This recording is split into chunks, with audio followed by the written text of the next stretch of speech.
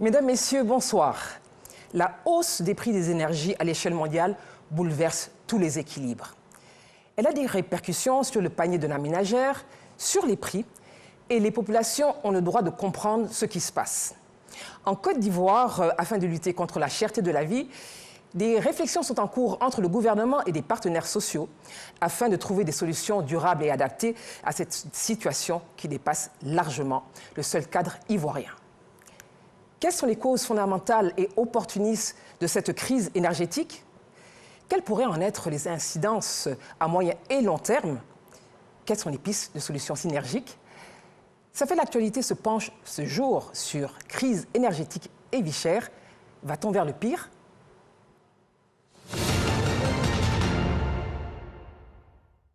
Dans cette analyse, Astou Touré Dagnogo revient sur la genèse de la crise énergétique mondiale qui a des incidences sur le quotidien des populations.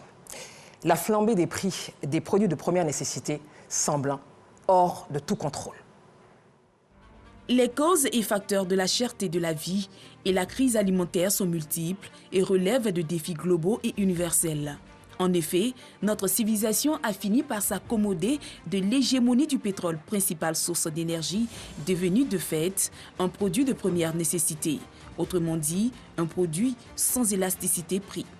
Quand son prix augmente, la demande se maintient, le produit n'offrant que très peu de produits de substitution.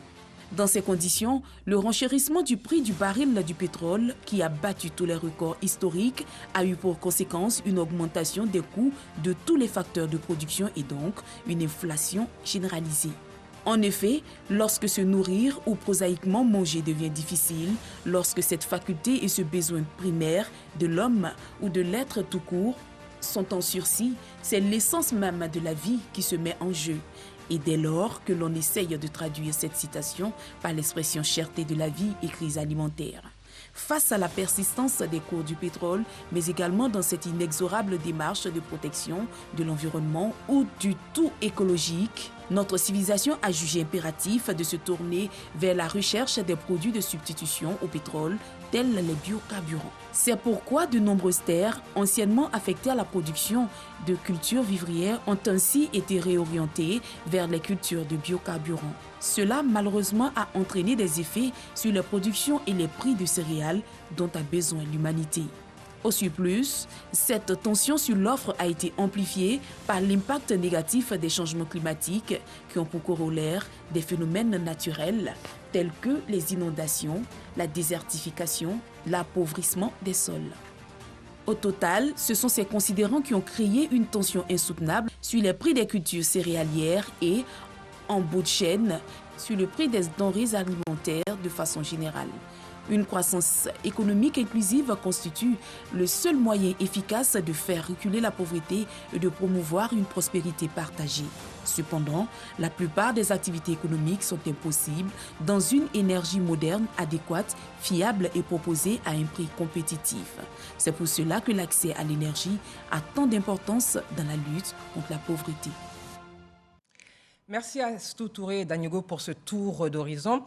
Alors, bonsoir, Monsieur Dioman. Bonsoir. Vous êtes expert international en industrie pétrolière et énergie. Donc, vous êtes vraiment au fait de toutes ces questions énergétiques. Alors, le monde est confronté depuis de nombreuses années à des crises cycliques et énergétiques qui entraînent des bouleversements dans notre quotidien et particulièrement dans le panier de la ménagère. Alors, est-ce qu'on peut parler réellement aujourd'hui d'un élément masquant à cette crise?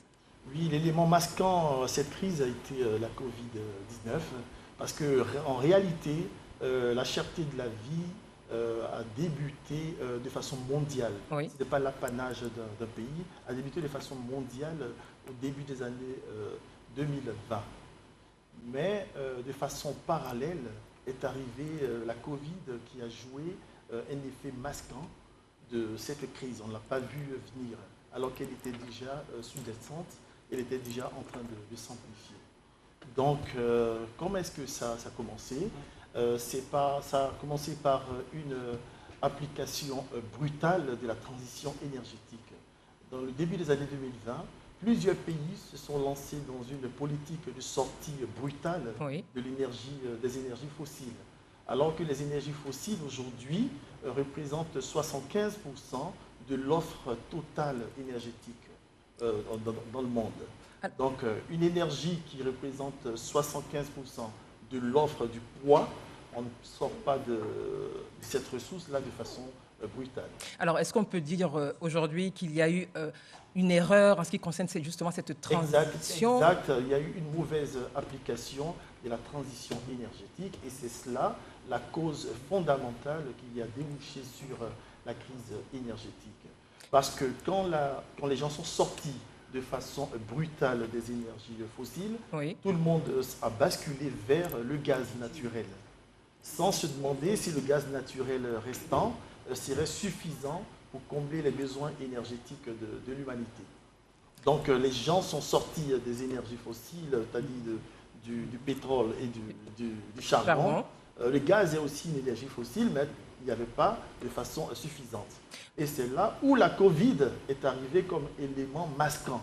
Parce qu'au moment où l'énergie n'était pas suffisante pour tout le monde, oui, c'est-à-dire l'énergie basée sur le gaz naturel, la Covid est arrivée et la Covid a fait baisser la consommation mondiale.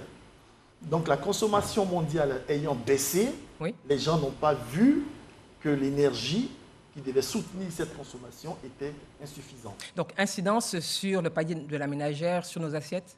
Est-ce qu'on peut le dire comme ça? Oui, on peut le dire comme ça, parce que dans un premier temps, il faut pouvoir, une offre en elle-même, elle tient sur trois vecteurs d'équilibre essentiels. Ça dépend de la productivité, de la production de l'offre, il faut pouvoir la produire. Nous avons aussi un vecteur qui est la mise à disposition de l'offre, et nous avons un troisième vecteur qui est l'attractivité de l'offre. Donc lorsque un de ces vecteurs est impacté, c'est le panier de la ménagère qui est impacté en bout de chaîne. Et en l'occurrence, tous ces trois vecteurs ont été impactés. Alors, si je vous comprends bien, vos éléments explicatifs veulent dire que le panier de la ménagère, il est impacté parce que ces trois éléments, à savoir la production, la mise à disposition de l'offre et l'attractivité de l'offre manquent aujourd'hui. Exact. Ces trois vecteurs sont impactés. Et de façon pour voir le lien avec l'énergie. Vous avez par exemple, lorsque le coût de l'énergie augmente, les industriels, aujourd'hui, toute l'énergie mondiale, 80% de l'énergie mondiale est consommée par les industriels. Oui. Donc, une fois que le coût de l'énergie monte, il va sans dire que c'est 80% de la fourniture mondiale en consommation qui est affectée. Donc, en solution, il y a certains industriels carrément qui ont pris des solutions radicales. Par exemple, la production. Alors, qu'est-ce qu'ils font? Ils se tournent vers... Ils ont arrêté carrément. Il y a des usines qui ont fermé. Oui. Carrément. Ils ont carrément fermé. Donc, ce qui a créé une déficience de certains produits, un manque de certains produits qui servent comme intrants oui. dans nos industries, oui. comme nous importons, que ce soit dans l'agriculture, que ce soit pour l'élevage et tout ça. Alors, il y a eu un manque. Alors, quand on parle de spéculation, justement, sur ces intrants, sur les prix, en réalité, à la base, il y a encore un autre élément, si je vous comprends bien, il y a encore un autre élément masquant et qui a des incidences sur la chaîne. Oui, un deuxième élément masquant, c'est ce que nous avons dit, la mise à disposition elle-même, parce qu'on peut bien produire, les producteurs peuvent produire, ils peuvent faire, par exemple, ils peuvent décider de dire, bon, écoutez, le prix de l'énergie a augmenté, qu'est-ce que nous faisons? Nous répercutons directement sur le consommateur final. Ça, c'est la première solution. Ou bien ils peuvent dire que nous arrêtons de produire parce qu'ils ont un coût marginal qui leur est défavorable. Mais quand bien même ils décident de produire, oui. Le deuxième élément, qui est la mise à disposition, concerne les affréteurs. Il y a certains navires qui ont carrément décidé de rester à quai parce qu'ils ne pouvaient pas supporter la hausse, la tendance haussière des prix du fioul qui permet de pouvoir alimenter, je vais dire, en combustible les navires. Autrement... Oui, que faut-il faire alors? Autrement, ils peuvent décider de rehausser les prix et les répercuter sur le consommateur final. Ce qui veut dire qu'encore une fois, si on est devant ce type de situation, oui. C'est l'assiette du consommateur, c'est le panier de la ménagère qui va en prendre... Là, on vient de voir le premier point, la production. Oui. Lorsqu'elle est affectée de façon énergétique, En bout de chaîne, c'est le panier de la ménagère. Tout à fait. On vient de voir la mise à disposition de l'offre. Une fois qu'elle est impactée du fait de la hausse de l'énergie, c'est-à-dire du fuel, c'est le panier de la ménagère. Donc, c'est pour dire que ce n'est pas l'apanage d'un pays, c'est une crise qui est vraiment d'envergure mondiale. Voilà, c'est d'envergure mondiale. Et ce n'est pas tout. C'est pas tout. Alors, quand vous dites que ce n'est pas tout, ça nous fait peur. Parce que là, les téléspectateurs regardent, ce n'est pas tout. Alors, est-ce qu'on doit s'attendre à pire que ce qu'on vit aujourd'hui au regard de cette transition énergétique qui n'a peut-être pas bien marché et du prix à la hausse de certaines énergies? Oui, parce qu'aujourd'hui, on peut dire que tous les gouvernements font le maximum pour essayer d'atténuer les effets parce qu'ils agissent sur le dernier élément sur lequel ils peuvent agir. C'est lequel? Qui est l'attractivité de l'offre. D'accord. Qui est la dernière chaîne. Quand on parle de la production de l'offre, on parle de la mise à disposition de l'offre. Ensuite, au niveau de l'attractivité, ce qu'ils font aujourd'hui avec brio, c'est s'assurer qu'il n'y ait pas d'abus, qu'il n'y ait pas de détaillants, des distributeurs, de commerçants qui augmentent de façon abusive les prix. Ensuite, au niveau des consommateurs, il faut quand même l'éducation aussi des consommateurs. Et de l'information. Eux-mêmes aussi, ils sont impliqués parce que les produits qu'ils consomment sont disponibles en différentes versions concurrentielles. Mais souvent, ils sont tous campés sur un même produit et souvent sur des produits de contre-saison. Et lorsque vous êtes basé sur ces produits de contre-saison qui demandent quelquefois de l'énergie pour pouvoir être produits ou sur un seul produit, de façon triviale, vous créez une hausse des prix. Ça, c'est la part des consommateurs. Alors concrètement, parce que là cette émission, donc, elle touche tout le monde, monsieur tout le monde est touché. Oui. Que faut-il faire justement pour éviter que ces répercussions, on va dire, au quotidien, évidemment, bouleversent certaines habitudes? La première des choses à faire, c'est de déterminer dans la causalité quelle est la cause fondamentale. C'est laquelle? Et la cause fondamentale, elle est énergétique. D'accord. Parce que tant que les gens n'ont pas compris que la cause fondamentale est énergétique, on va se cantonner sur les causes opportunistes et on ne réglera pas le problème. La cause fondamentale de la crise du panier de la ménagère que nous vivons, comme j'ai expliqué, la cause fondamentale, elle est énergétique. Et ensuite, les autres causes opportunistes que nous vivons, elles ne sont pas négligeables, mais ce n'est pas les éléments fondamentaux qui occasionnent cette crise. Donc, il faut revenir sur les vecteurs fondamentaux et les corriger pour pouvoir notamment le prix de l'énergie. Alors, M. Dioman, sur le continent, la grande partie de la production énergétique est essentiellement marquée par l'offre pétrolière. On en parlait tout à l'heure. Comment demeurer compétitif au regard des mutations de ce secteur? Là, aujourd'hui, c'est un peu délicat. Il faut déjà comprendre que l'Afrique a besoin aujourd'hui de son pétrole et de son gaz. Lorsqu'on a besoin d'énergie, on utilise l'énergie qu'on a à proximité. Oui. Et l'énergie qu'on a à proximité au niveau de l'Afrique et en abondance, ce sont les énergies fossiles. Donc, par effet de mode, il ne faut pas sortir de façon brutale des énergies fossiles quand on l'a à disposition. Et surtout, quand l'Afrique impacte à moins de 5% la pollution mondiale. Oui, ça encore, c'est un débat. Donc, à partir de là, lorsque on a la possibilité de disposer d'une énergie qu'on met à disposition à des coûts abordables, en bout de chaîne, c'est le panier de la ménagère qui s'en trouve mieux, en fait. Alors, tout à l'heure, vous parliez justement de gaz naturel liquéfié, donc GNL, qui se présentait comme vraiment, on va dire, une opportunité en or pour l'Afrique.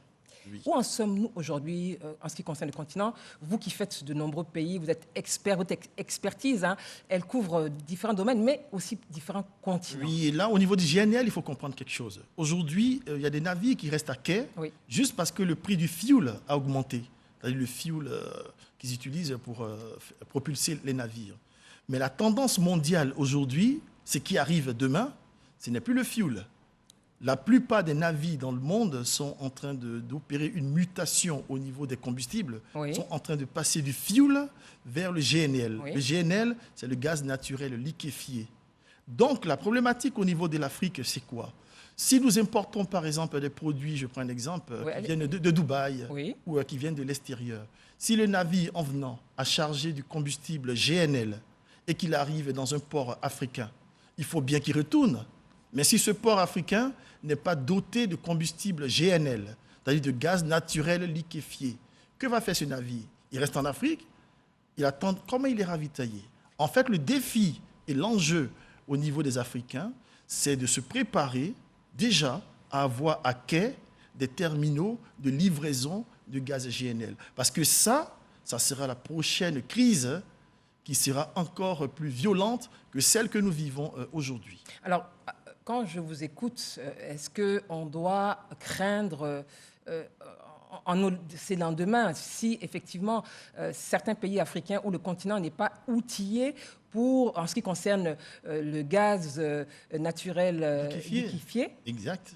Parce que là, aujourd'hui, le gaz naturel liquéfié va agir sur le deuxième vecteur d'équilibre dont je parlais. Oui. Avec la production de l'offre, Oui. la mise à disposition de l'offre et puis l'attractivité. Oui. Mais au niveau de la mise à disposition de l'offre, on parle des moyens qui permettent de locomotion, qui permettent de prendre le produit de la production et l'amener au consommateur final, notamment les navires. Mais si les navires aujourd'hui ne sont plus propulsés au fioul et qui sont propulsés au GNL, c'est le droit de leur pays de propulser au GNL. Mais quand ils arrivent dans un pays, il faut qu'ils puissent repartir. Alors, mais ils repartent. Si vous n'avez pas de GNL pour les refueler, qu'est-ce qu'ils font? Ils ne viendront pas. Donc, et quand ils ne viendront pas, qu'est-ce que nous allons vivre? C'est ce que nous connaissons. Une crise, une autre crise qui sera encore plus violente. Pourquoi? Parce que celle-là, ça sera une crise structurelle. Cette crise que nous vivons aujourd'hui, elle est conjoncturelle, parce que, voilà, on l'a dit, elle est conjoncturelle, mais elle est d'apanage énergétique. Mais celle qui arrivera, elle est une crise purement énergétique, mais d'ordre structurel. Ce qui veut dire que les fondamentaux structurels, Oui. les édifices, les équipements, pour pouvoir gérer le deuxième maillon de la chaîne de distribution, n'existent pas. C'est en ce sens que la Côte d'Ivoire a déjà pris une forte avance dans sa politique énergétique, Oui. en prévoyant d'avoir un grand terminal pétrolier GNL au niveau de ces territoires. Alors, à ce niveau, est-ce qu'il ne faudrait peut-être pas avoir, dans la sous-région, c'est vrai que la Côte d'Ivoire a prévu, souhaite et doit être un hub énergétique pour donc, la sous-région, pour mettre en commun toutes ces forces, toutes ces compétences, en réalité, pour anticiper? Vous avez raison, parce que ça ne sert à rien que chaque pays ait son terminal GNL. Je prends un exemple, un navire qui vient en Côte d'Ivoire, qui fait son plein en GNL, n'ira pas, par exemple, au Ghana, refaire un autre plein, n'ira pas au Nigeria, refaire un autre plein, ça ne se fait pas. Il faudrait qu'au niveau des... Déjà, c'est saluer un peu l'initiative du ministre Thomas Camara, et enfin le gouvernement en place, qui fonce un peu dans cette voie-là. La Côte d'Ivoire doit avoir son terminal pétrolier en GNL, de sorte à être un hub énergétique, une station où les navires, même s'ils livrent à Cotonou, peuvent venir en Côte d'Ivoire, même s'ils livrent au Cameroun, peuvent venir en Côte d'Ivoire, faire le plein de GNL et repartir. Autrement, comme j'ai dit, le manque de GNL, et c'est pour bientôt. Moi, j'ai déjà... vous nous faites peur. J'explique la situation telle qu'elle est, parce qu'aujourd'hui, beaucoup de choses se disent sur les réseaux sociaux. Tout le monde attaque les causes opportunistes, alors que les vraies causes fondamentales sont énergétiques. Nous sommes aujourd'hui à l'ère de l'industrie 4.0, mais l'industrie 5.0 touche le combustible, c'est-à-dire le passage du combustible fuel au combustible GNL, oui. et soit au combustible à l'hydrogène. Mais essentiellement, ça sera le cas du GNL. Et là, on préfère dire, préparer les gens à cela, et les autorités qui ont pris le devant de la chose, comme la Côte d'Ivoire et certains pays, tant mieux, mais pour les autres, ça va souffrir, comme on dit. Alors, on parle là, il faut être attractif, il faut anticiper pour éviter cette situation qui est en réalité causée en partie par la crise énergétique qui est mondiale. Oui, la crise, comme on dit, elle est causée en partie, mais de façon fondamentale. Oui. Parce que si les énergies ont un poids de 80%, si les industriels ont un poids de 80% en termes de consommation énergétique, et c'est avéré 80%, il suffit que l'énergie au niveau des industriels soit perturbée pour que le monde entier soit en crise. Bien sûr qu'on peut parler du bouleversement climatique, on peut parler. Mais ça, c'est des causes opportunistes. Une cause opportuniste, c'est quoi? Quand vous voyez, par exemple, quelqu'un qui souffre de la Covid. La Covid, Oui. ça, c'est la cause fondamentale. Oui. Mais ensuite, la personne peut succomber, pas du fait de la Covid, mais par exemple d'obésité, de problèmes cardiaques. Ça, c'est les causes opportunistes. Mais la cause fondamentale, c'est la Covid. C'est cela que quand on parle d'une crise et qu'on veut la traiter, il faut démêler la cause fondamentale des causes opportunistes. Et la cause fondamentale de la présente crise, elle a commencé depuis 2020, masquée par la COVID, bien sûr. qui a fait baisser la consommation. Donc les gens n'ont pas vu, ils ont cru que l'énergie qu'on avait était suffisante. Non, ce n'est pas suffisante. Alors, Monsieur Dioman, impossible de ne pas parler de la crise actuelle entre la Russie et l'Ukraine. On sait ces pays, hein, surtout l'Ukraine, très en avance en ce qui concerne le GNL. Est-ce qu'on doit avoir peur? Que doit-on craindre? D'autres pics, d'autres crises? Quelle est votre lecture? Ma lecture est que cela va... j'appelle déjà tout le monde au calme, parce qu'autrement, ça va empirer. Ça va vraiment empirer parce que n'oublions pas que la plupart de nos produits de consommation dans certains pays sont importés d'Europe, oui. Alors que de façon énergétique, l'Europe est majoritairement alimentée par le Nord Stream 1, qui est le gaz qui vient de Russie. Donc, si nous avons... Aujourd'hui, il y a toutes ces sanctions. Oui, etc. ces sanctions, et ça ne va pas dans le bon sens en termes de quiétude énergétique. Ça ne va pas dans le bon sens en termes de quiétude énergétique.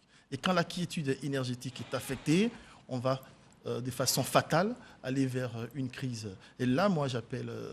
on espère qu'il y aura une désescalade et que tout rentrera dans l'ordre. Parce que n'oublions pas que la Russie est un producteur d'énergie majeur. Oui. C'est un grand producteur d'énergie. Et si on arrive à des conflits et à des récessions, les pays qui nous alimentent en produits d'exportation, si eux aussi répercutent les prix, nous allons nous retrouver de façon anticipée. Et c'est là peut-être que les gens vont comprendre que la crise est vraiment d'origine énergétique.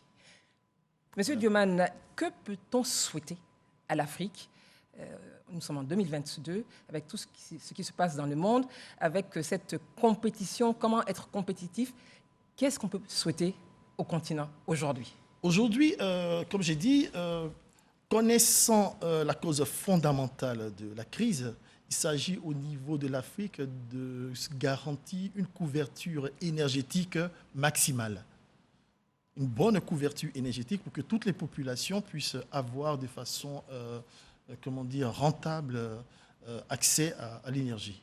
Alors, en parlant justement de perspective, est-ce qu'il y a sur le continent, sans parler de pays, mais des régions qui sont beaucoup plus en avance en ce qui concerne justement cette attractivité, cette compétitivité? Et pourquoi, selon vous?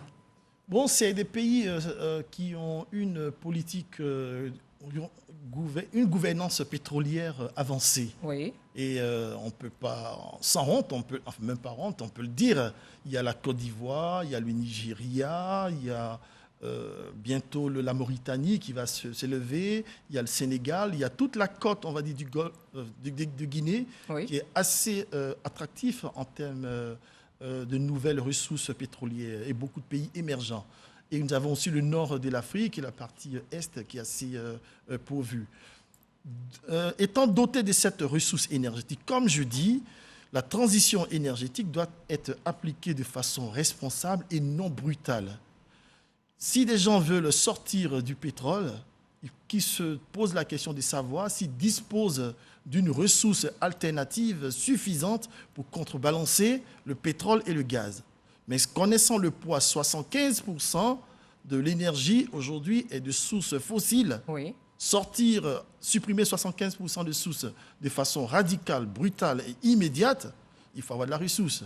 Aujourd'hui, quand on sait que tout ce qui est énergie renouvelable fait moins de 15%, ce n'est pas avec 15% qu'on va faire tourner les industries qui vont qui vont assurer nos besoins alimentaires, nos besoins vestimentaires, nos besoins de transport. Oui. Tout, ce n'est pas avec 15% d'énergie renouvelable.